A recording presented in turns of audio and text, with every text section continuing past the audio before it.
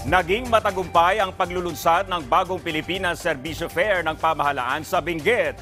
Bukod sa ayuda, mga serbisyo at programa, may mga binuksan din oportunidad para sa mga naghahanap ng trabaho.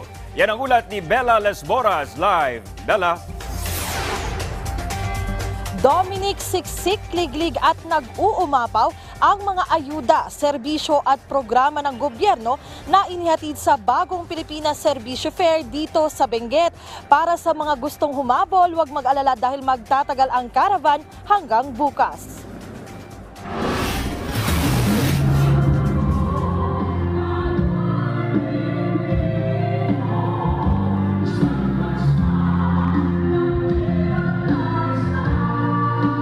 Makulay, masaya at punong-puno ng biyaya. Ganyan ang naging paglunsad ng bagong Pilipinas Serbisyo Fair sa La Trinidad, Benguet ngayong araw. Pinangunahan ito ni House Speaker Martin Romualdez kasama ang higit 60 kongresista at iba pang lokal at national officials ng pamahalaan. Kabilang sa mga pinilahan ng ating mga kababayan ang Love for All, hatid ang iba't ibang serbisyong medikal ng gobyerno.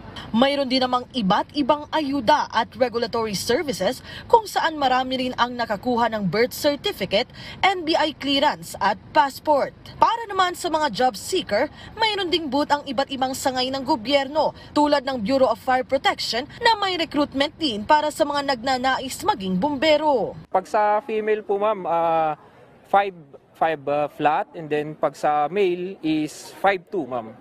And then of course, dapat yung BMI natin is pasado para kailangan nating fit kasi pag pumasok dito sa BFP ma'am. And then of course ma'am, sa ating health, dapat wala tayong existing na sakit para pagpasok dito, pwedeng-pwede ma'am.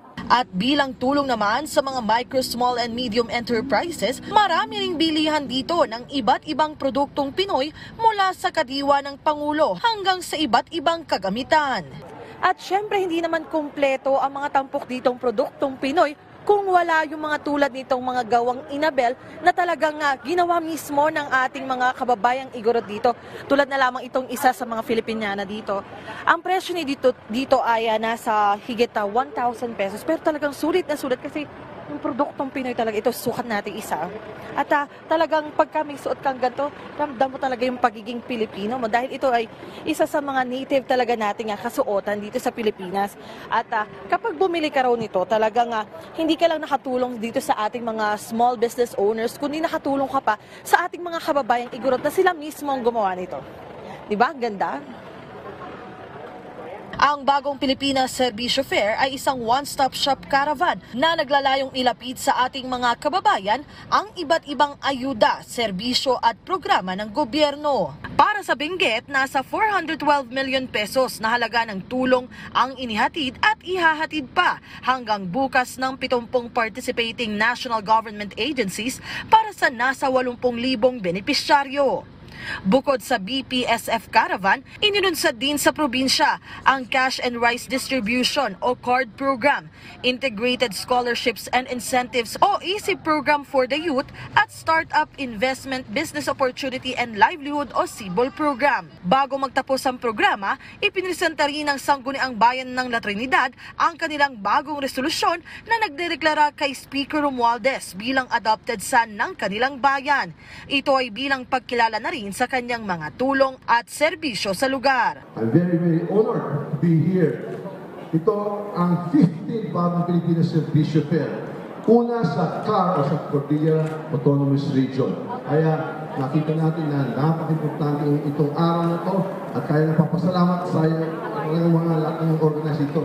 Kaya higit 80,000 mga beneficiary doon sa weekend na ito at higit over 392 programs, projects, and initiatives ay dinadownload natin ngayon. Over 400 million pesos worth of programs ay dinadownload to 80,000 beneficiaries.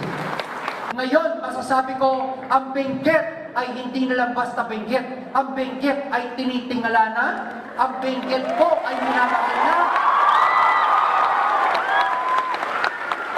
At ang Benguet ay patuloy pang makikilala sa buong Pilipinas.